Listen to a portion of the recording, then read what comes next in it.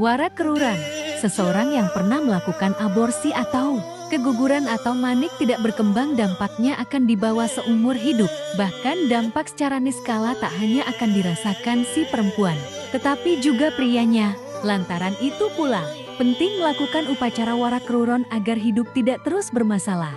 Dari manik yang mengalami masalah atau tidak lahir, hal ini bisa terjadi karena aborsi, keguguran atau hap seks di luar nikah.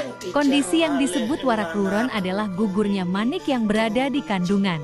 Berusia 1-3 bulan bali, gagalnya proses pembuahan, sehingga keluar menjadi darah.